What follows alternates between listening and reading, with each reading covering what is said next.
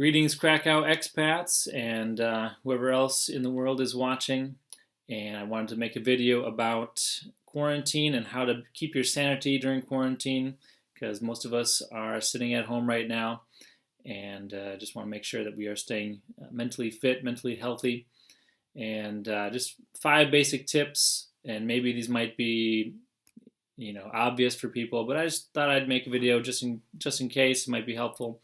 So here we go.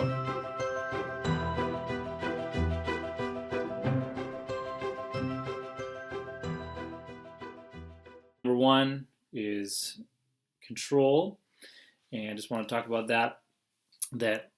During this time, there's a lot of things that we can't control, and we humans like being in control. So this is a very uncomfortable thing for us. So, for instance, you might not be able to control your job, losing your job, whether the airline industry is closed. A lot of things right now are happening that we just don't have control over.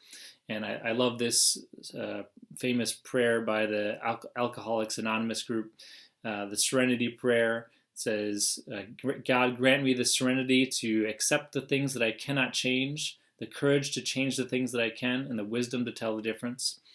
And I think that is especially needed right now. We need to have that wisdom to be able to figure out, okay, what is under my control and what is not under my control.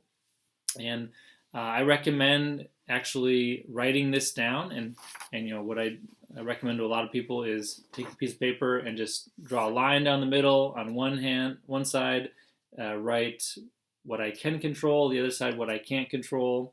And I think it helps to see it on paper. That I think a lot of us, when we're hearing that, oh yeah, I can kind of fathom that. But it's really good to actually go through that process of writing these things down and thinking through, okay, what is it that I can control right now? And I may not be able to control, like I said, what the government's doing, whether I work or not, whether I have business or not, for instance. But I can control what I do at home, whether I keep a clean house or my own body.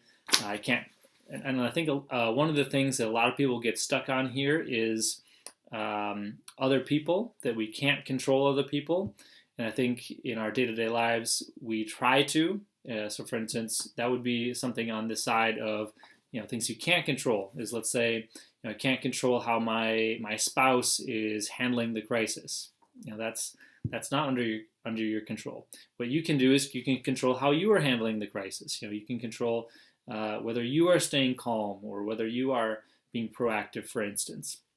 You can't change that other person. So I find it a very helpful exercise to just spend some time reflecting on that, writing that down, what you can control, what you cannot. All right, number 2 is routine. So this is kind of similar to control, creating that sense of stability in our lives, things that we can do to manage the chaos, basically, that this disruption causes. So we as humans, again, love routine, love consistency. And so anything you can do to keep that consistency going. When you're home, it's hard to do that. So I recommend writing down a routine, a schedule for every day that you do every day. And it might be just, okay, I eat breakfast at this time, then I exercise, then work or write, or maybe it is TV time, whatever it is, just to put that down as a schedule for your daily life, and so that it's consistent every day, so you don't feel like it's chaotic. Because when it's not scheduled, when it's not predictable, that creates more stress in us. So we want to make life as predictable as possible for us. Of course, you can put fun things in that schedule, or you can even put free time in that schedule, but we want to have it be predictable. Number 3, stay connected. That even though we are on quarantine and supposed to be doing social distancing, that doesn't mean that you should stop all connection with people. There's great ways we can still stay connected with people. We are social beings, so we need that person-to-person contact. So I would challenge you to make at least one phone call or video chat a day to a friend or a family member, someone that you care about. whether just check in. It doesn't have to be a long conversation, but just connect out there. Stay social as much as you can without that person-to-person contact. But we still need that for our psyche. We need to feel connected to a group of people, to other people. So please do that while you're in quarantine. Number 4 is develop. And what I mean by that is a friend of mine recently had this great quote: "Never waste a good crisis." Now, he's a businessman. What he means by that, I think, is when there's conflict, when there's crisis, we can learn from that and grow in our business, etc. And what I mean by that is, don't waste this time that you have to maybe do something else, to grow, to develop yourself. That you have this time on your hands, you're at home. Maybe there's a new skill that you can learn. Maybe there's a project that you've been wanting to do that you can make some progress on.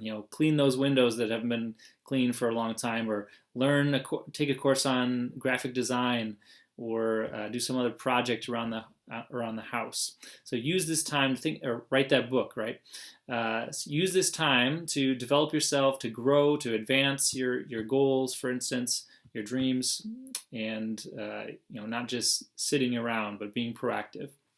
And then lastly, helping others, finding ways to help other people during this time. Oftentimes when we're in crisis, we get stuck in this worry mode about what's going to happen to us, how bad things are going to get, and it's just this spiral, and we can tend to look inward, and it gets worse and worse. So reminding ourselves to help others, or kind of taking that stance mentally, helps us to get out of ourselves and get out of the gloom and the anxiety that we're feeling, and gives us a purpose outside of ourselves. So some ways to help others right now: maybe you have an elderly neighbor who might need groceries, or something. It might be dangerous for them to go out. Of course, you don't want to get too close. You can leave the groceries at their doorstep.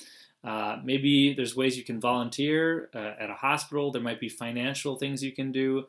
I know a lot of people are struggling right now financially, so I'm sure they would appreciate that. Or giving to the hospital, for instance. Making videos like this one, or being creative about, how can I help others? How can I focus on that rather than just sitting and being worried about things? So, and even checking in, I think, with people is a way to help them during this time, and calming them down, saying, hey, it's going to be okay. You're going to be okay. We got each other. And that can make a big difference for other people. So those are my tips for staying sane, just a few of them. I'm going to try and make a few more other videos if you're interested. They'll be up on my Facebook page, and I wish you all the best, and stay healthy, stay sane, and take care.